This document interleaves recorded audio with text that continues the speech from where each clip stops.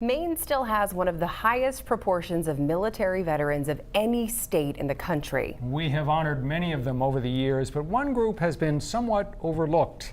207's Don Kerrigan is here with that story. Don? Hi, Rob and Sam. The Korean War, 1950 to 1953, involved more than 1 million American service members. But those veterans have never really gotten the attention other vets have received. Last week, the state of Maine tried to change that. On the National Mall in Washington, in the shadow of the trees, is the haunting and slightly mysterious memorial to those Americans who fought the Korean War, a conflict that 71 years later is still looked on as the forgotten war. Took 38,000 troops. That's a lot. George Maxim had just turned 17 when he joined the Army before the war began. I quit school, and my father said, you either find a job or we're going to sign you up to go in the Army, and that's just what they did. I was 17 years and 5 days. Did you know what you were getting into? No, but I learned awful fast. So did about 40,000 other Mainers who served during the war. George was a cook in a military police battalion when they got orders to ship out to Korea. I want to tell you, we hit a storm that kept us down below deck for 3 days. At that point in the war, the U.S. and South Korean forces had pushed the North Koreans back toward the Chinese border. So George and his battalion landed in North Korea to help with refugees. But then the Chinese army invaded from the north. The Chinese was getting too close for comfort. So our commanding officer says, we're going to get the hell out of here, or we ain't gonna. By then, Stanley Hodgson from Booth Bay had joined the Air Force as an engine mechanic stationed in Korea. They needed engineers and guys to fly them with them. So I went for them I was on flying status, but I wasn't a pilot or anything. Flying C-47s like this on regular shuttle missions between Korea and Japan. Because there was 3 of them, and they took turns going from Korea to Japan back and forth steady. Oh, really? And people like big general or something would come, we'd have to take them up to the front lines and stuff all that. And as with most Korean War veterans, one of their strongest memories is the cold.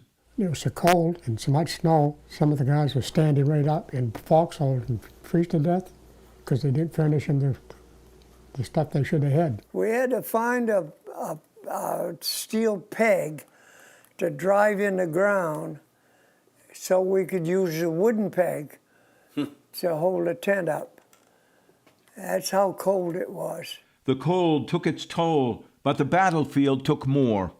By the ceasefire in 1953, nearly 38,000 Americans had been killed, 242 of them Mainers.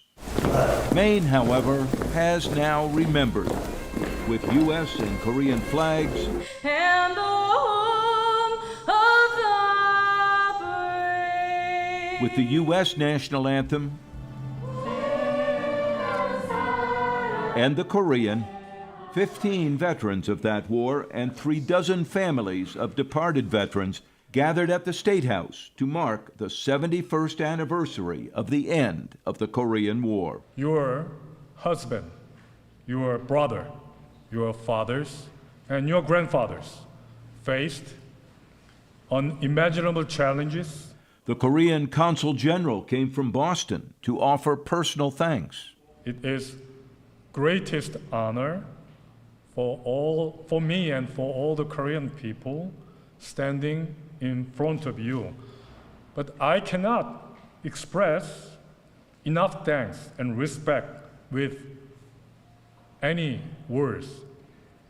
Just to say thank you.